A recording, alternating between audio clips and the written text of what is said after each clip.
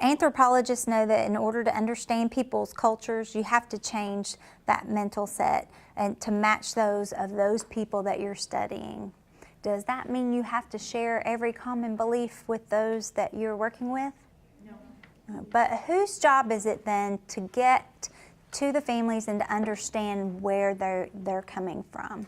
Still us. Us, right? We don't have to carry that same value, that same belief, but it does put us in charge of having that initial conversation to understand that if we're seeing maybe a little bit of a resistance, or if we don't understand why they're not willing to follow through with a referral that they said that they wanted to participate in, then we need to ask them, how are they, you said it earlier, how does the family feel, and really listen to them and their perspective. All right, so when you think about cultural issues to consider, here's some things that we must consider when we're working with a family. We must first help to determine who the family views as the family members. And so, does that sound like anything you've heard before? Right, we talked about family theories and solution-focused theories, but yes, we must, who defines the family and who's the expert of the family? The family. And so culturally, if we were all to define who was your parents growing up, we probably would have a set of parents or a parent that we would define, but were there other adults that were just as important to you growing up that maybe did or didn't live in the household? What were their responsibilities as far as your caretaking? And the same with our families. We must start with their definition. We then must move on to who actually is that primary caregiver for those children. And so sometimes we stop short. When we have step-parents involved, when we have boyfriends, girlfriends that live in the home, can they carry caretaking roles? Yes, and it may not fit our definition of family, but kinship tells us that we should go deeper. We should help them by having a conversation. Who's in charge of those basic needs? Who's in charge of that supervision? Who's in charge of that safety?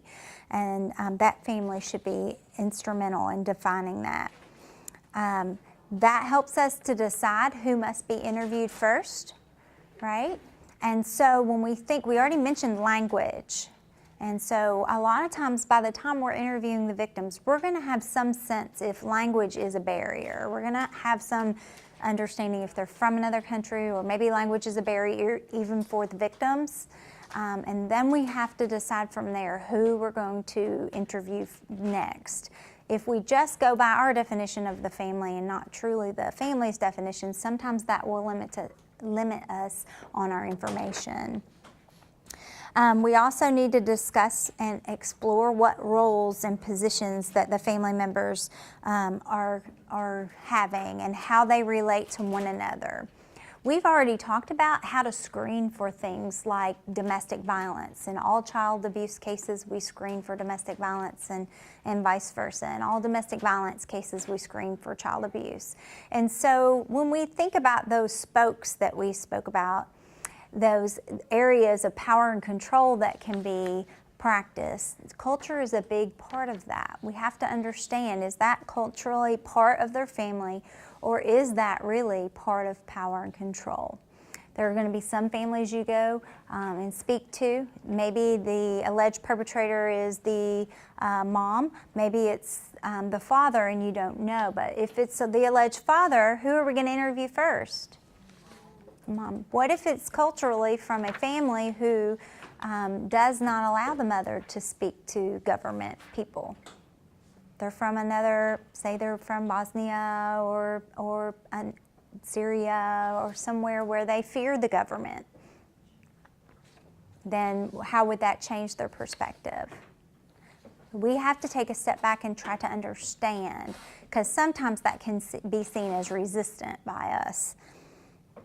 We also must determine and help them understand exactly what the purpose of our agency is.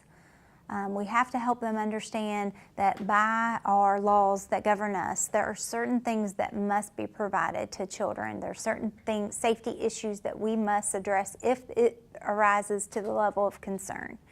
We have to help them understand that, because before that, if they aren't from a culture or a country that has the type of involvement such as social services, they may not have any idea or understanding of why we have the right to ask questions to their family, to their children, to interview collaterals, and to be involved.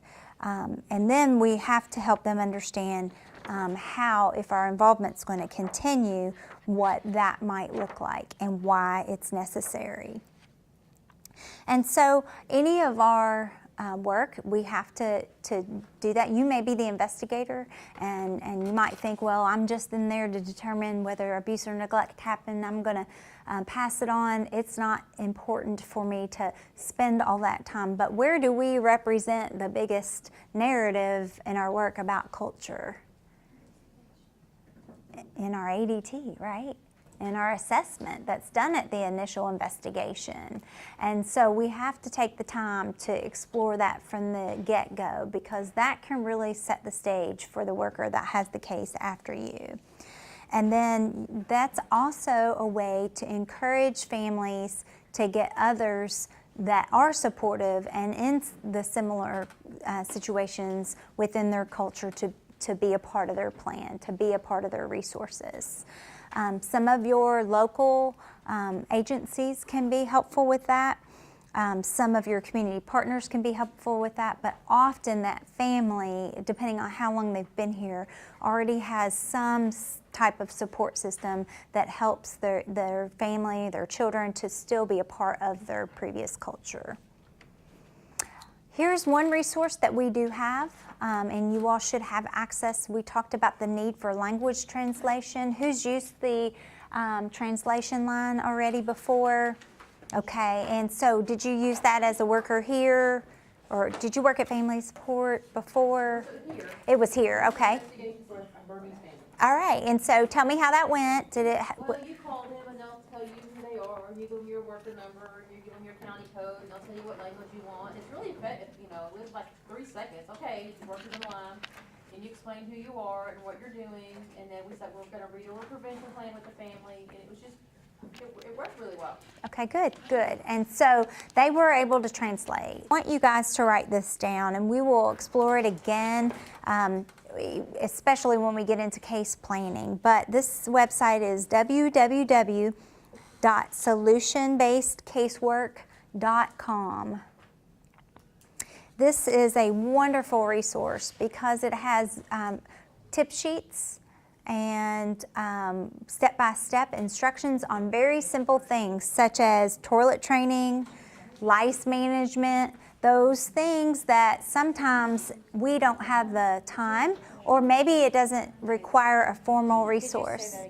So you can find these sheets about various things. It kind of, when I subscribed on there, all you have to do is enter your email and create a password. It's free. There are some resources that aren't free, but these sheets are some that are free, so you can print them off, carry them with you. Very, very easy, and they are available in translation. I think they've got 2 or 3 different languages on there, so not every language will be there, but you do have, I know for sure, Spanish. I think Chinese might be on some, so you can get on there and explore. Very, very helpful, but it also helps to create a task and break it down into steps for you. And so, you know, simple things, well, that aren't always that simple, right? Lice treatment, simple but tedious.